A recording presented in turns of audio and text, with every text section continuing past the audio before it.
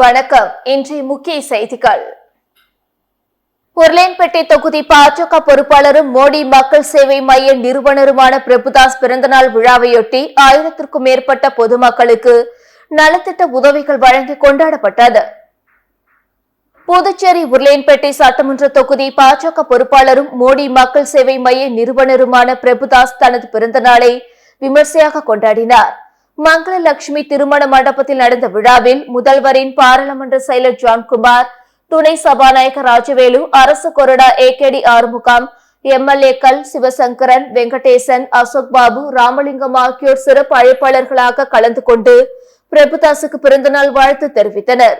மேலும் உருளையன்பேட்டை தொகுதிக்குட்பட்ட ஏழை எளிய மக்களை தேர்வு செய்து சுமார் 1050 பேருக்கு டோக்கன் விநியோகம் செய்யப்பட்டு லேப்டாப், தையல் இயந்திரம், தள்ளுவண்டி, தட்டுவண்டி, பூக்கடை stall, air cooler, grinder, mixie, cooker, gas அடுப்பு, ஹாட் பாக்ஸ், அயன் பாக்ஸ், பள்ளி மாணவ மாணவிகளுக்கு விளையாட்டு சிறுடைகள், விளையாட்டு உபகரணங்கள், பள்ளிக்கூட பேக், நோட்டு புத்தகம், எழுத்து பொருட்கள், இல்லத்தரசிகளுக்கு புடவைகள் உள்ளிட்ட நலத்திட்ட உதவிகள் வழங்கப்பட்டது. இந்த விழாவில் மூத்த பாஜக நிர்வாகி இளங்கோ, கல்வியாளர் பிரிவு நிர்வாகி நாகேஸ்வரன் உட்பட பாஜக நிர்வாகிகள் திரளாக கலந்து கொண்டனர். மோட்டார் சைக்கிள் திருட்டில் ஈடுபட்ட சிறுவன் உட்பட 3 பேரை போலீசார் கைது செய்தனர். பாகூர் காவல் நிலைய எல்லைக்குட்பட்ட குருவிநத்தம் பெரியார் நகர் சந்திப்பில் போலீசார் தீவிர ரோந்து பணியில் மேற்கொண்டனர். அப்பொழுது 3 வாலிபர்கள் மோட்டார் சைக்கிள்களில் வேகமாக வந்து கொண்டிருந்தனர். அவர்களை பிடித்து விசாரித்ததில் வேலூர் மாவட்டம் சைதாப்பேட்டை சுருட்டுக்காரன் தெருவை சேர்ந்த ரமேஷ், சென்னை திருவள்ளூர் பொன்னேரி பகுதியை சேர்ந்த திருமலை மற்றும் 17 வயது சிறுவன் என்பதும், இவர்கள் கரிக்கலாம்பாக்கம், பாகூர் ஏரிக்கரை உள்ளிட்ட பகுதிகளில் 3 மோட்டார் சைக்கிள்களை திருடியதும் தெரிய வந்தது. 3 பேரையும் கைது செய்து அவர்களிடம் இருந்த 3 மோட்டார் சைக்கிள்களையும் போலீசார் பறிமுதல் செய்து நீதிமன்றத்தில் ஆஜர்படுத்தப்பட்டு காலாப்பட்டு சிறையில் அடைத்தனர். புதுச்சேரியில் வங்கதேச பயங்கரவாதிகள் போலி ஆதார் கார்டுடன் பதுங்கி இருக்கலாம் என்ற புகார் வந்ததை தொடர்ந்து அனைத்து தொழிற்சாலைகளிலும் ஆய்வு நடத்த தொழிலாளர் துறை உத்தரவிட்டுள்ளது. புதுச்சேரி அரசு தொழிலாளர் துறை தொழிற்சாலை மற்றும் கொதிக்கலன் கண்காணிப்பு பிரிவின் கண்காணிப்பாளர் முரளி அனைத்து தொழிற்சாலைகளுக்கும் அனுப்பியுள்ள சுற்றறிக்கையில் வங்கதேசத்தை சேர்ந்த சிலர் போலி ஆதார் அட்டைகளை பெற்று தமிழகம் உள்ளிட்ட பல்வேறு பகுதிகளில் தங்கியிருப்பதாகவும் அது குறித்து தமிழக போலீசார் நடவடிக்கை எடுத்துள்ளனர். இதுபோன்ற சூழலில் புதுச்சேரியில் உள்ள தொழிற்சாலைகளில் புலம்பெயர்ந்த தொழிலாளர்களை நியமிப்பதில் விழிப்புடன் கண்டிப்புடன் இருக்க வேண்டும். உங்கள் தொழிற்சாலைகளில் ஏற்கனவே நியமிக்கப்பட்டுள்ள புலம்பெயர்ந்த தொழிலாளர்களின் பதிவுகளை சரிபார்க்கவும் இதன் மூலம் தெரிவிக்கப்படுகிறது. அப்படி ஏதேனும் வடமாநில தொழிலாளர்கள் என்ற போர்வையில் உரிய பதிவேடுகள் ஆவணங்கள் இன்றி யாரேனும் சட்டவிரோதமாக தங்கியிருப்பது கண்டறிந்தால் உடனே காவல்துறைக்கு தெரிவித்து சட்டப்பூர்வ நடவடிக்கை எடுக்க வேண்டும் என குறிப்பிடப்பட்டுள்ளது. புதுச்சேரியில் மீன்பிடி தடைக்கால நிவாரணம் ரூபாய் 8000 உயர்த்தி வழங்குவதற்கான அரசாணை வெளியிடப்பட்டுள்ளது. புதுவையில் மீன்பிடி தடைக்கால நிவாரணமாக மீனவர்களுக்கு ரூபாய் 6500 வழங்கப்பட்டு வந்தது. அதேபோல் மழைக்கால நிவாரணமாக ரூபாய் 3000 வழங்கப்படுகிறது. இந்த தொகையை உயர்த்தி வழங்க வேண்டும் என்று அரசிடம் மீனவர்கள் வலியுறுத்தி வந்தனர். இதைத் தொடர்ந்து நிவாரண தொகையை உயர்த்தி வழங்க அறிவிப்பு வெளியிடப்பட்டது. இதையடுத்து மீன்பிடி தடைக்கால நிவாரணமாக ரூபாய் 8000 மழைக்கால நிவாரணமாக ரூபாய் 4000 வழங்கப்படும் என்று அறிவிக்கப்பட்டது. ஆனால் இதற்கான அரசாணை வெளியிடப்படாமல் இருந்தது. இந்நிலையில் தற்போது தடைக்கால நிவாரணம் ரூபாய் 8000 மழைக்கால நிவாரணம் ரூபாய் 4000 வழங்குவதற்கான அரசாணை வெளியிடப்பட்டுள்ளது. உயர்த்தப்பட்ட தொகை பயனாளிகளின் வங்கிக் கணக்கில் செலுத்தப்படும் என்றும் தெரிவிக்கப்பட்டுள்ளது. புதுச்சேரியில் ஆண்டு தேர்வு விடுமுறைக்கு பின் அரசு பள்ளிகள் இன்று மீண்டும் திறக்கப்பட்டு 2025 முதல் 2026 கல்வியாண்டு துவங்கியது. மேலும் மாணவர்களுக்கான புத்தகம் கொள்முதல் செய்வதில் தாமதம் ஏற்பட்டுள்ளதால் மாணவர்கள் புத்தகமின்றி பாடம் படிக்கும் நிலை ஏற்பட்டுள்ளது. புதுச்சேரியில் கடந்த 2024-2025 கல்வி ஆண்டு முதல் 1ஆம் வகுப்பு முதல் +2 வரை சிபிஎஸ்இ பாடத்திட்டம் அமலுக்கு வந்துள்ளது. இவர்களில் 10 மற்றும் +2 மாணவர்கள் ஆண்டு பொதுத் தேர்வை எழுதி முடித்துவிட்டு தேர்வு முடிவுக்கு காத்துள்ளனர். அதே நேரத்தில் 1 முதல் 9ஆம் வகுப்பு மற்றும் +1 மாணவர்கள் ஆண்டு இறுதி தேர்வு கடந்த 23ஆம் தேதி முடிந்து விடுமுறை விடப்பட்டது. இந்த விடுமுறை நேற்றுடன் முடிந்து இன்று பள்ளிகள் திறக்கப்பட்டு 2025-2026 கல்வியாண்டு துவங்கியது. இதனிடையே இன்று பள்ளிக்கு வரும் மாணவர்களுக்கு இலவச புத்தகம் மற்றும் சீருடை வழங்க வேண்டும். ஆனால் NCERT பாட புத்தகங்கள் பெங்களூருவிலும் தமிழ் பாட புத்தகங்கள் தமிழகத்திலும் கொள்முதல் செய்வதில் தாமதம் ஏற்பட்டுள்ளதால் மாணவர்களுக்கு பாட புத்தகங்கள் வழங்க தாமதமாகும் நிலை ஏற்பட்டுள்ளது. இதனால் பள்ளிகள் திறந்தாலும் மாணவர்கள் புத்தகம் இல்லாமல் பாடம் படிக்கும் நிலை ஏற்பட்டுள்ளது. இன்று துவங்கும் பள்ளிகள் வரும் 30ஆம் தேதி வரை இயங்கும். மே 1ஆம் தேதி முதல் ஒரு மாதத்திற்கு கோடை விடுமுறை விடப்பட உள்ளது குறிப்பிடத்தக்கது. குற்றவாளிகளை மதுக்கடையில் வேலைக்கு வைக்கக்கூடாது என்று கலால் விதிகளில் திருத்தம் செய்த அரசாணை விரைவில் அமலாகிறது.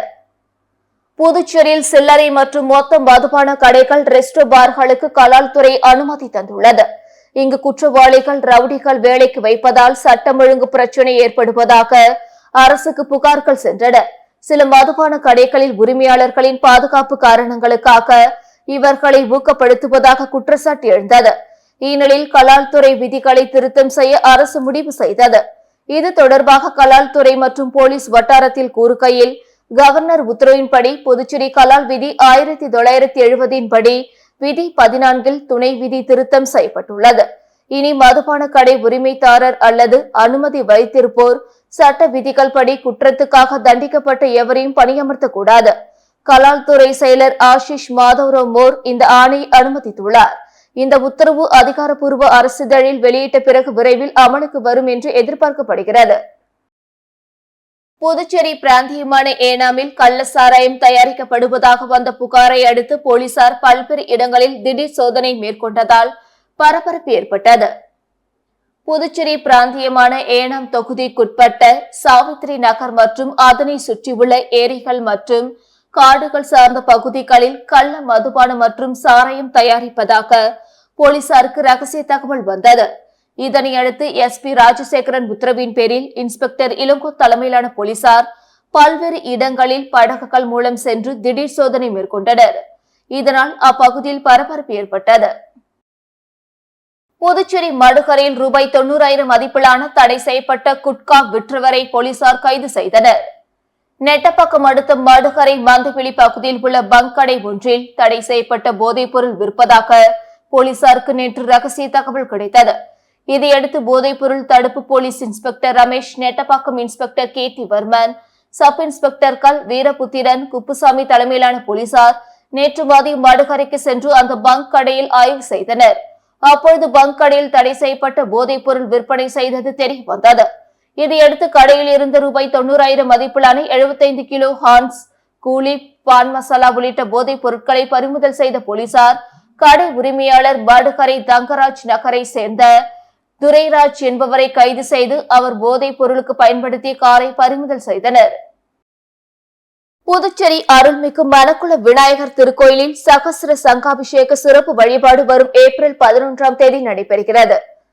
புதுச்சேரியில் பழமை வாய்ந்த மணக்குள விநாயகர் திருக்கோயிலில் கடந்த 2015ஆம் ஆண்டு மகா கும்பாபிஷேகம் நடைபெற்றது. இதன் 10ஆம் ஆண்டு நிறைவையொட்டி வரும் 11ஆம் தேதி மணக்குள விநாயகர் கோயிலில் சகஸ்ர சங்காபிஷேகம் சிறப்பு வழிபாடு நடத்த ஏற்பாடு செய்யப்பட்டுள்ளது.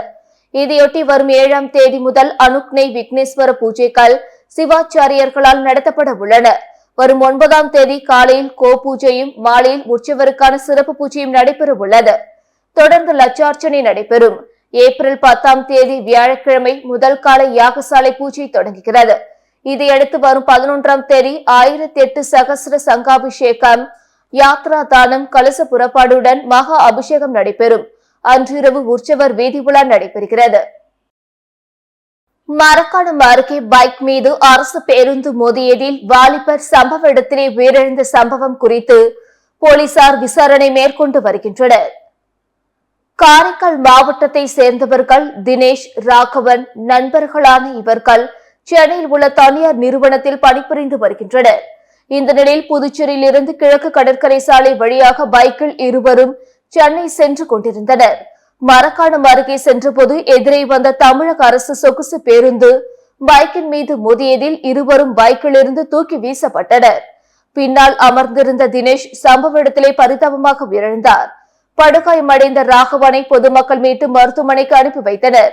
இது குறித்து தகவல் அறிந்த மரக்காணம் போலீசார் விரைந்து வந்து வழக்கு பதிவு செய்து விசாரணை மேற்கொண்டு வருகின்றனர்.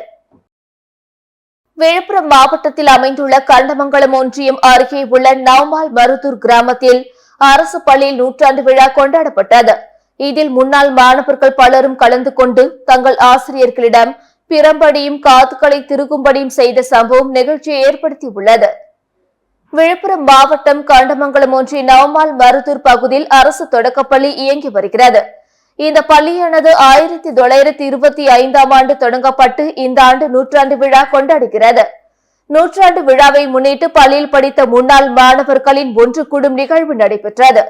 பள்ளி தலைமை ஆசிரியர் ஜெயந்தி தலைமையில் நடைபெற்ற இந்த நூற்றாண்டு விழாவில் முன்னாள் தலைமை ஆசிரியர்கள் மாணவர்கள் பங்கேற்றனர். நிகழ்ச்சியில் சிறப்பு விருந்தினராக ஒன்றிய பெருங்குழு தலைவர் RS வாசன் மற்றும் மாவட்ட கவுன்சிலர் பனிமொழி செல்வரங்கம், ஊராட்சி மன்ற தலைவர், துணைத் தலைவர் ஆகியோர் கலந்து கொண்டனர்.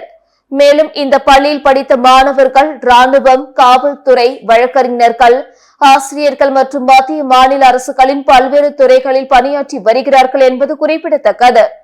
இங்கு நடைபெற்ற நூற்றாண்டு விழாவில் கலந்து கொண்ட முன்னாள் மாணவர்கள் தங்களது ஆசிரியர்களுடன் புகைப்படம் எடுத்து மகிழ்ந்ததோடு ஆசிரியர்களிடம் தங்களை பிரம்பால் அடிக்க வலியுறுத்தி பிரம்படி பெற்றுக் கொண்டும் காதுகளை திருகும்படி கேட்டு மகிழ்ந்தனர் என்பது குறிப்பிடத்தக்கது.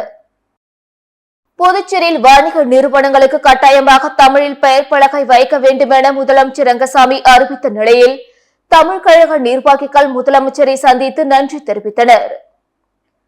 புதுச்சேரியில் கடைகள், வணிக நிறுவனங்களின் பெயர் பலகைகளை தமிழ் மொழியில் கட்டாயம் வைக்க வேண்டும் என்று முதலமைச்சர் ரங்கசாமி அண்மையில் நடைபெற்ற புதுச்சேரி சட்டப்பேரவை கூட்டத்தொடரின் போது உத்தரவிட்டிருந்தார். இதற்கு நன்றி தெரிவித்து தனித்தமிழ் கழக தலைவர் தமிழ்நாவன் தலைமையில் அதன் நிர்வாகிகள் மற்றும் உறுப்பினர்கள் முதலமைச்சர் ரங்கசாமியை சட்டப்பேரவையில் அவரது அலுவலகத்தில் இன்று நேரில் சந்தித்து சால்வை அணிவித்து வாழ்த்து தெரிவித்தனர். அப்பொழுது தனித்தமிழ் கழக செயலாளர் சீனு அரிமா பாண்டியன், புரவலர் குணத்தொகையன் மற்றும் நிர்வாகிகள், உறுப்பினர்கள் உடனிருந்தனர். மாநில அளவில் நடைபெற்ற கைப்பந்து போட்டியில் வெற்றி பெற்ற அணிகளுக்கு சட்டமன்ற உறுப்பினர் கல்யாண சுந்தரம் சான்றிதழ் மற்றும் கோப்பைகள் வழங்கி பாராட்டினார். புதுச்சேரி கைப்பந்து சங்கம் சார்பில் மாநில அளவிலான ஜூனியர் சாம்பியன்ஷிப் போட்டிகள் உப்பளம் இந்திரா காந்தி விளையாட்டு மைதானத்தில் கடந்த 28ஆம் தேதி தொடங்கி நடைபெற்றது. இதில் ஆண்கள் பிரிவில் 25 அணிகளும், பெண்கள் பிரிவில் 12 அணிகளும் கலந்து கொண்டு விளையாடினர். இறுதிப் போட்டி நேற்று நடைபெற்றது. இதில் அரியங்குப்பம் பாரதிதாசன் அணி 2-0 என்ற செட் கணக்கில் வெற்றி பெற்று சாம்பியன் பட்டத்தை வென்றது. கருவடிக்குப்பம் ஸ்பைடர் அணி 2வது இடமும், சுதந்திர பறவை அணி 3வது இடமும் பிடித்தனர். இதனைத் தொடர்ந்து வெற்றி பெற்ற அணிகளுக்கு பரிசளிப்பு விழா நடைபெற்றது. இதில் ஆண்கள், பெண்கள் பிரிவில் முதல் 4 இடங்களை பிடித்த அணிகளுக்கு கைப்பந்து சங்க தலைவரும் சட்டமன்ற உறுப்பினருமான கல்யாண சுந்தரம் பரிசுகள் வழங்கி பாராட்டினார். செயலாளர் ரமணி, பூபதி மற்றும் நிர்வாகிகள் கலந்து கொண்டு பரிசுகள் மற்றும் சான்றிதழ்கள் வழங்கி கௌரவித்தனர். தர்பூசணியில் நிறத்திற்காகவும் சுவைக்காகவும் ரசாயனங்கள் கலக்கப்படுவதாக பரவி வரும் வதந்திகளை நம்ப வேண்டாம் என விழுப்புரம் தோட்டக்கலை அதிகாரி விளக்கமளித்துள்ளார். விழுப்புரம் மாவட்ட தோட்டக்கலை அதிகாரிகள் வானூர், ரங்கநாதபுரம் உள்ளிட்ட பல்வேறு பகுதிகளில் விளைவிக்கப்படும் தர்பூசணி தோட்டங்களில் திடீர் ஆய்வு மேற்கொண்டனர். மேலும் தர்பூசணி உற்பத்தி குறித்து விவசாயிகளிடம் கலந்துரையாடினர். தொடர்ந்து செய்தியாளர்களிடம் பேசிய அவர்கள், விழுப்புரம் மாவட்டத்தில் 3500 ஹெக்டேர் நிலப்பரப்பில் தர்பூசணி சாகுபடி செய்யப்படுகிறது. வானூர் வட்டார பகுதியில் சுமார் 300 ஹெக்டேரில் தர்பூசணி பயிரிடப்பட்டு 2வது அறுவடை நடந்து வருகிறது. விழுப்புரம் மாவட்டத்தில் அதிக அளவில் தர்பூசணி சாகுபடி செய்யும் பகுதியாக திண்டிவனம், மரக்காணம், வானூர், மயிலம், விக்கிரவாண்டி, முகையூர் உள்ளிட்ட பல்வேறு பகுதிகளில் அதிக அளவில் சாகுபடி செய்யப்படுகிறது. விவசாயிகள் நிறத்திற்காகவும் சுவைக்காகவும் ஒரு சில ரசாயனங்களை பயன்படுத்தி ஊசியின் மூலம் தர்பூசணியில் செலுத்துவதாக தற்பொழுது நிலவி வரும் தகவல் முற்றிலும் வதந்தி. இதனை யாரும் நம்ப வேண்டாம் என தெரிவித்தனர். புதுச்சேரி குருமாம்பேட் ஸ்ரீ யோகமயா லலிதாம்பிகை திருக்கோவிலில் வசந்த நவராத்திரியொட்டி நடந்த மகா அபிஷேக விழாவில் திரளான பக்தர்கள் கலந்து கொண்டு சாமி தரிசனம் செய்தனர். புதுச்சேரி குருமாம்பேட் பகுதியில் அமைந்துள்ளது ஸ்ரீ யோகமயா லலிதாம்பிகை திருக்கோவில். இந்த திருக்கோவிலில் வசந்த நவராத்திரி என்கிற லலிதா நவராத்திரி 29ஆம் தேதி தொடங்கியது.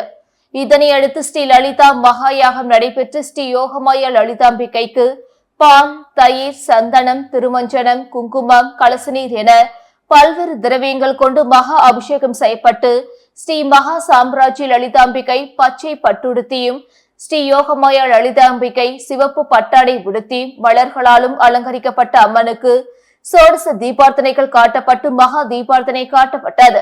7ஆம் தேதி வரை தினம்தோறும் மகா யாகம், மகா அபிஷேகம், மகா தீபார்த்தனை நடைபெற உள்ளது. தொடர்ந்து ஸ்ரீ மகா சாம்ராஜ்ய லலிதா மற்றும் ஸ்ரீ யோகமாயா லலிதாம்பிகைக்கு சகஸ்ரநாமம் பாடப்பட்டு மகா தீபார்த்தனை காட்டப்பட்டது. இதில் பக்தர்கள் பலரும் கலந்து கொண்டு லலிதாம்பிகை அம்மனை வழிபட்டு சென்றனர். இத்துடன் செய்திகள் நிறைவடைந்தன. வணக்கம்.